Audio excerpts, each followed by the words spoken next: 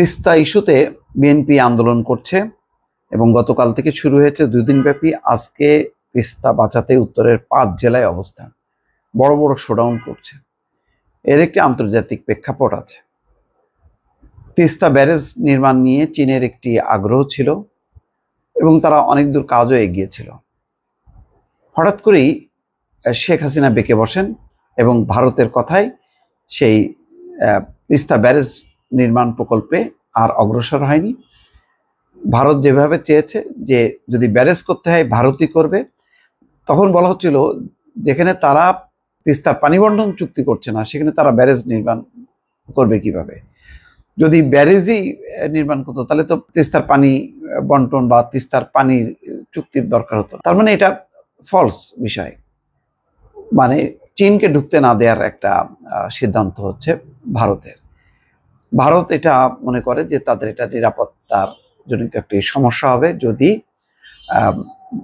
ওই উত্তরাঞ্চলের ওই অংশ দিয়ে চীন নির্মাণ কাজ করে, তাহলে সেখানে ভারত একটা হুমকির মুখে পড়বে এবং তিস্তা ব্যারেজ হোক সেটা চায় না। কারণ বাংলাদেশের যত ক্ষতি হবে এটা ভারতের তত লাভ, ভারতের উপর নির্ভরশীল থাকবে। এসব নানান জটিলতার কারণে আবার ভারত এটা কৌশলে মমতার উপরে চাপিয়ে দিয়েছে।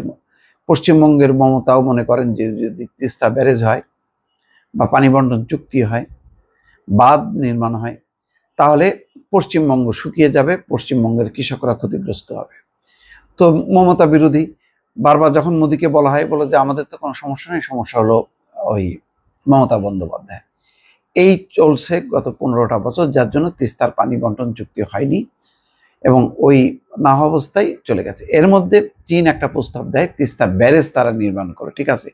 ভারত যদি বাঁধ নির্মাণ না করে বা পানি বন্টন চুক্তি না করে তাহলে তিস্তার ওই মুখে সেই বাংলাদেশ অংশে তারা ব্যারেজ নির্মাণ করে সেখানে তারা পানি সংরক্ষণ করবে এবং কৃষকরা সেচ সুবিধা পাবে, অন্যান্য সুবিধা পাবে, শুকাবে না তিস্তা নদী।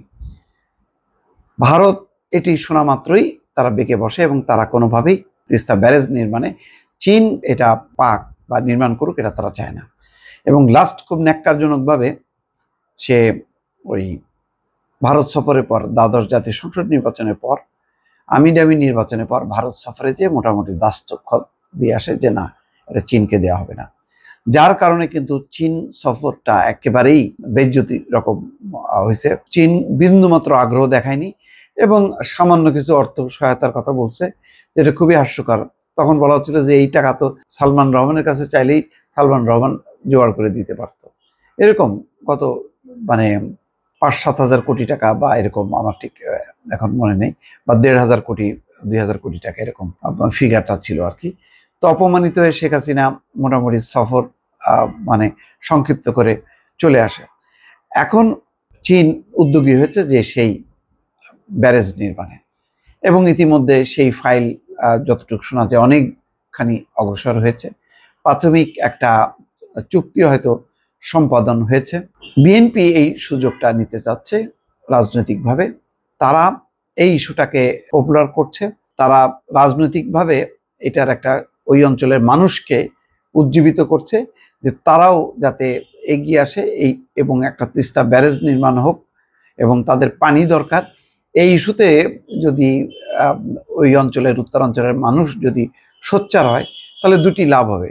এক হলো চীনের সঙ্গে বিএনপির বন্ধুত্ব ভবিষ্যতে সেটা খুব জোরদার হবে, যেহেতু বাংলাদেশের জনগণ চায় এবং সেই চাওয়াটা ভারত যেহেতু বাস্তবায়ন করতে পারেনি, চীন করছে।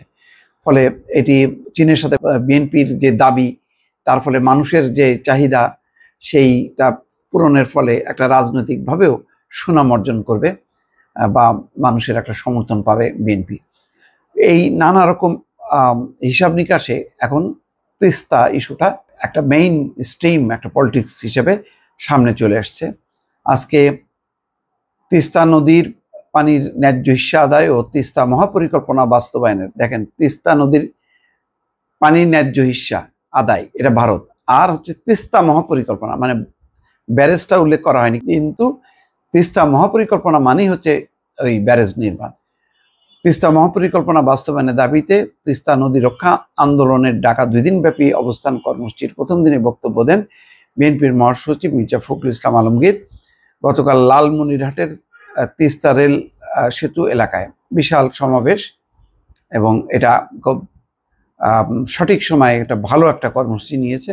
যে কর্মসূচিটা যদি পপুলার হয়, পপুলার তো বটেই, সারা বাংলাদেশের মানুষই চায়, এবং সেটা যদি চীন বাস্তবায়ন করে তাহলে চীনের প্রতিও একটা বাংলাদেশের মানুষের একটা রাজনৈতিক সমর্থন এটা বৃদ্ধি পাবে। ফলে একটা ভালো ইস্যু নিয়ে বিএনপি আন্দোলন করছে, এটা বলাই যায়। দর্শক ভালো থাকবেন, আল্লাহ হাফেজ।